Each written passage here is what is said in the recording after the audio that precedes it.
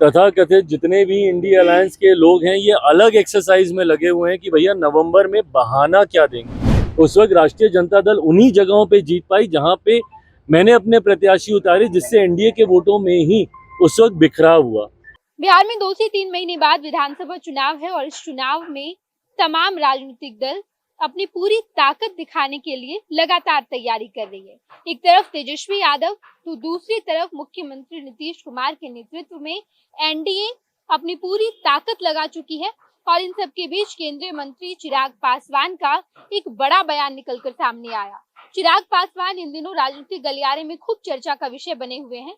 वजह यह है कि चिराग पासवान कभी ये कहते हैं कि मैं बिहार से विधानसभा चुनाव लड़ूंगा, उसके बाद ठीक उनका एक उल्टा बयान निकलकर सामने आता है जहां पर चिराग पासवान कहते हैं कि मैं बिहार से चुनाव नहीं लड़ूंगा बल्कि बिहार के लिए चुनाव लड़ूंगा। इस तरीके के बयानबाजी के बाद राजनीति में ये कहा जा रहा है कि चिराग पासवान दरअसल कुछ कर नहीं रहे हैं, वो प्रेशर पॉलिटिक्स कर रहे हैं ताकि वो अपने बाकी तमाम सहयोगी दलों के बीच प्रेशर बना पाए और अधिक से अधिक सीटें अपने पाले में ले पाए। और इन सब के बीच चिराग पासवान का एक बड़ा बयान निकलकर सामने आया जहां पर चिराग पासवान ने कहा कि पिछले विधानसभा चुनाव यानी कि 2020 में तेजस्वी यादव इतने कम मार्जिन से क्यों हारे थे, ये बात अच्छे से जानते हैं तेजस्वी या आरजेडी के अंदर ये बातें हो रही है कि पिछली बार मेरे ही वजह से ये लोग जीत के करीब पहुंचे थे।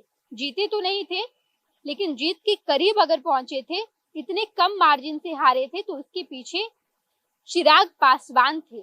2020 के विधानसभा चुनाव में चिराग पासवान की पार्टी लोजपा रामविलास अलग थलग पड़ गई थी। इस वजह से चिराग पासवान ने कई सारे विधानसभा सीट पर अपने कैंडिडेट उतारे। उन्हीं विधानसभा सीट पर कैंडिडेट उतारे गए जहां से नीतीश कुमार की पार्टी जेडीयू के कैंडिडेट उतारे गए थे।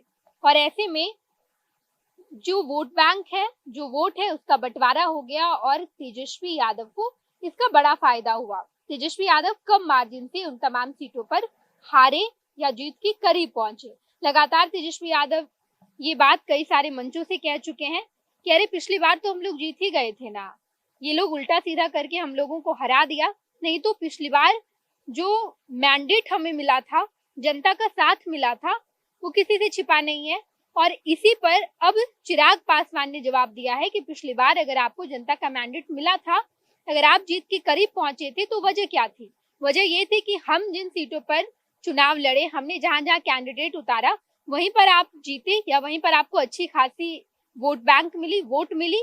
इसके पीछे की वजह कहीं ना कहीं चिराग पासवान है।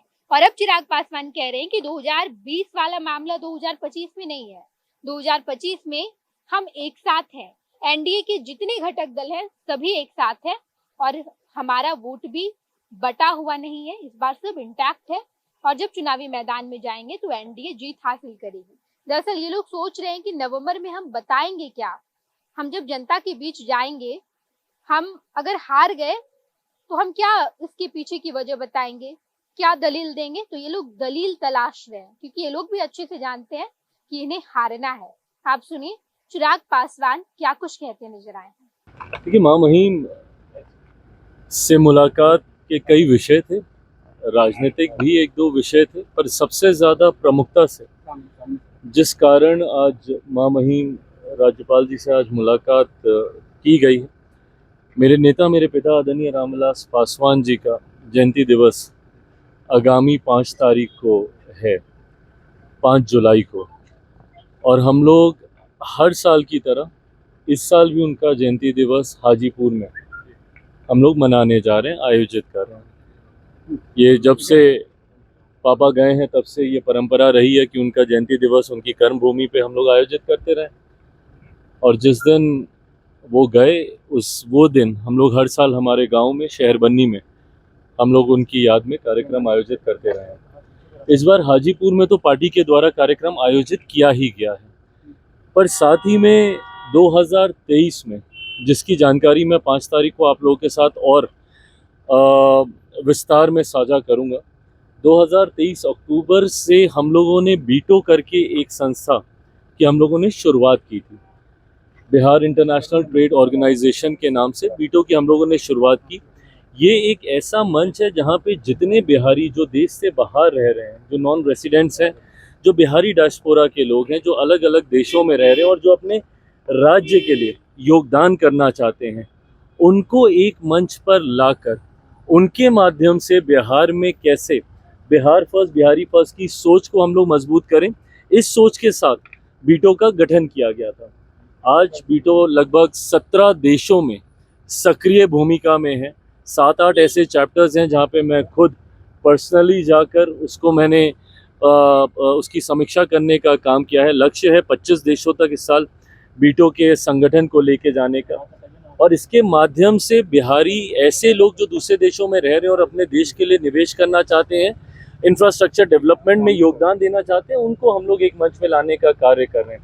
इसी क्रम में लछवाड़ में पहली यूनिवर्सिटी बीटो के माध्यम से हम लोगों ने खोलने का कार्य शुरू किया है, जिसकी विस्तृत जानकारी उस दिन कार्यक्रम के दौरान दी जाएगी। 5 तारीख को संध्या 6 बजे ऊर्जा भवन में इस कार्यक्रम को आयोजित किया जा रहा है। ऐसे में क्योंकि मां महिम का व्यक्तिगत तौर पे भी मेरे नेता मेरे पिता आदरणीय रामविलास पासवान जी के साथ पुराने संबंध रहे, दोनों एक दूसरे के साथी रहे, एक दूसरे के साथ दोनों ने कार्य किया है, तो ऐसे में उनकी यादों को, उनके साथ जुड़े हुए किस्सों को साझा करने की सोच के साथ आज मैं आया था कि मैं मां महिम जी से मैं आग्रह करूं। उम्मीद करता हूं कि उस दिन वाले कार्यक्रम में वो उपस्थित रहेंगे। इस विषय को लेकर आज उनसे मुलाकात को लेकर क्या कुछ बातें हुई? राजनीतिक जिस तरीके से परिस्थितियां चल रही हैं, काफ़ी ऐसी जानकारियां थी जो मैं चाहता था कि मैं मां महिम जी के साथ साझा करूं। उनके द्वारा भी कुछ प्रश्न थे, उन विषयों को लेकर चर्चा हुई, कोई बहुत ज़्यादा महत्वपूर्ण नहीं। इलेक्शन कमीशन से मिले हैं जाकर के इंडिया अलायंस के लोग, इलेक्टोरल एक्सरसाइज जो हो रहा है बिहार में, क्या कहिएगा उसके साथ? इलेक्टोरल एक्सरसाइज तो अलग हो रहा है, इनकी हार का बहाना ढूंढने की एक्सरसाइज एक तरफ चल रही है। तथाकथित जितने भी इंडिया अलायंस के लोग हैं, ये अलग एक्सरसाइज में लगे हुए हैं कि भैया नवंबर में बहाना क्या देंगे, क्योंकि हकीकत है जिस तरीके से आज की तारीख में एनडीए गठबंधन आगे बढ़ रहा है, जिस तरीके से ये एक विनिंग कॉम्बिनेशन है, इसको हम लोग आजमा चुके हैं इस कॉम्बिनेशन को उपचुनाव में। तो ऐसे में इंडिया अलायंस को पता है कि दूर दूर तक उनकी जीत इस बार संभव नहीं है। जो दल अपने आप को सबसे बड़ा दल मानने का अहंकार रखता है, उस दल को कम से कम भीतर खाने तो ये बात समझ में आती होगी ना कि पिछली बार भी अगर एनडीए गठबंधन अपने मूल स्वरूप में रहता और हम भी उस गठबंधन का हिस्सा रहते जिस तरीके से आज हैं, तो ये लोग दहाई का आंकड़ा भी पार नहीं कर पाते। मैं राष्ट्रीय जनता दल की मैं बात कर रहा हूँ। उस वक्त राष्ट्रीय जनता दल उन्हीं जगहों पे जीत पाई जहाँ पे मैंने अपने प्रत्याशी उतारे, जिससे एनडीए के वोटों में ही उस वक्त बिखराव हुआ। पर आज की तारीख में परिस्थिति विपरीत है, एनडीए गठबंधन पूरी एकजुटता के साथ है। तो ये जो इलेक्शन कमीशन की एक्सरसाइज तो एक तरफ चल रही है, बट उस पे हार का बहाना कैसे अभी से तैयार किया जाए, उसके लिए प्रयास किया जा रहा है इंडिया अलायंस के लोगों के द्वारा। अरविंद केजरीवाल ने भी एक बयान दिया है कि इंडिया अलायंस सिर्फ लोकसभा के लिए था, बिहार में चुनाव हम अलग लड़ेंगे, कैसे? बहुत बढ़िया, बिल्कुल आए, बिल्कुल लड़े। बिहार और बिहारियों को उनको जानने में अभी बहुत समय लगेगा। दिल्ली में भी बिहारियों की एक बड़ी आबादी थी जिन्होंने इनको नकारने का काम किया। ऐसे में अब जब वो स्वयं बिहार आने की सोच रख रहे हैं, ज़रूर आए, पर बिहार या बिहारी उनका समर्थन करेगा एक ऐसे व्यक्ति का जिन्होंने सिर्फ अपनी महत्वाकांक्षाओं को साधने की सोच के साथ राजनीतिक जैसे मंच का इस्तेमाल करने का काम किया। कभी बिहारियों का समर्थन उन्हें नहीं मिलेगा। प्रधानमंत्री को सर्वोच्च सम्मान मिला। मैं मेरे प्रधानमंत्री को बधाई देता हूँ, गर्व होता है भाई हम लोग को जब अलग अलग देशों में मेरे प्रधानमंत्री जाते हैं और उस देश के सर्वोच्च सम्मान से उन्हें सम्मानित किया जाता है। मुझे लगता है अपने में ये एक इतिहास है कि देश के किसी एक प्रधानमंत्री को इतने देशों का सर्वोच्च सम्मान मिले। एक भारतीय होने के नाते मुझे गर्व होता है, उनके साथ कार्य करने का मुझे सौभाग्य मिला, उस नाते मुझे गर्व होता है कि एक ऐसे व्यक्ति के साथ मैं कार्य कर रहा हूँ जिनको देश ही नहीं दुनिया के जितने राष्ट्र अध्यक्ष हैं वो अपने अपने देशों का सर्वोच्च सम्मान देकर सम्मानित करते हैं। चिराग जी, आपने बयान दिया था कि चिराग पासवान को रहते हुए दलितों को कोई कुछ नहीं कर सकता। जीतन राम मांझी करें कि चिराग पासवान न समझ है, अनुभव की कमी है, जो करते हैं वो करते नहीं। बिल्कुल ठीक कह रहे हैं भाई, अनुभव आप देख रहे हैं। आदरणीय मांझी जी मेरे पिता तुल्य हैं, उनकी उम्र और हमारी उम्र में फर्क देखिए कितना है। कतई उनके अनुभव से मेरे अनुभव की तुलना नहीं की जा सकती, और इसीलिए समय समय पर हमेशा मैंने उनके मार्गदर्शन की अपेक्षा रखी है। संसद में भी जब हम दोनों लोग साथ बैठते हैं तो उनसे यही मार्गदर्शन मैं लेता हूं कि अगर कहीं मैं गलत जा रहा हूं, मुझसे कोई गलती हुई हो, तो ज़रूर वो मेरा मार्गदर्शन करें।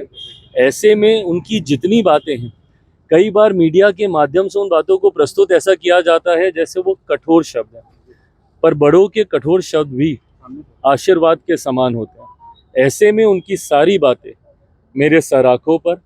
आपने देखा कि साफ तौर पर चिराग पासवान ने कहा कि इस बार के विधानसभा चुनाव में तेजस्वी यादव जीत तो सकते नहीं है, लेकिन जीत के करीब भी नहीं पहुंचेंगे। जो मैंडेट पिछली बार मिला था वो इस बार नहीं मिलेगा, क्योंकि इस बार हम एक साथ हैं। मेरा वोट भी है एनडीए के पास और बाकी तमाम घटक दलों का भी है, और इस बार जीतना एनडीए को ही है। इसलिए आरजेडी ये सोच रही है कि हम दलील क्या देंगे जब हम हार जाएंगे। ये तमाम बातें चिराग पासवान ने कहा। चिराग पासवान इन दिनों बिहार की सियासत में खूब चर्चा का विषय बने हुए हैं। वजह यह है कि चुनाव लड़ने की बात कह दिए हैं, लेकिन इसके बीच उन्होंने तेजस्वी यादव को लेकर क्या कुछ कहा, हमने आपको सब कुछ सुनाया। बिहार की राजनीति की हर खबर हम आप तक पहुंचाएंगे। आप देखते रहिएगा खुश बिहार झारखंड। पनोरमा ग्रुप, जो सोचता है वो करता है। आपके अपने सपनों का आशियाना। ये लो, मुंह मीठा करो। आज मैंने अपना जॉब छोड़ दिया, अब हम पूर्णिया वापस जाएंगे। जॉब छोड़ दिया है? मतलब ये घर कैसे चलेगा? हम करेंगे क्या? और माँ बाबूजी क्या बोलेंगे? इसलिए मैं एक और मिठाई का डब्बा लाया। अपने बिजनेस के लिए लोन अप्रूव हो गया। अरे लोन अप्रूव हो गया वो तो ठीक है, लेकिन पूर्णिया में हम रहेंगे कहाँ? अपना घर भी तो नहीं है वहां। इसलिए तो एक और मिठाई का डब्बा अलग से लाया हूं। हमने पूर्णिया में घर ले लिया है, पूर्णिया के ई होम्स पैनोरमा में। पूर्णिया में पैनोरमा ग्रुप लेकर आए हैं ई होम्स पैनोरमा। बड़ा घर, आलीशान जिंदगी और अत्याधुनिक सुविधाओं के संग। अरे अब क्यों मुंह मीठा करवा रही हो? क्योंकि हम घर वापसी जो कर रहे हैं। घर वापसी की खुशी पूर्णिया में ई होम्स पैनोरमा के संग। ई homes panorama, luxurious lifestyle redefined.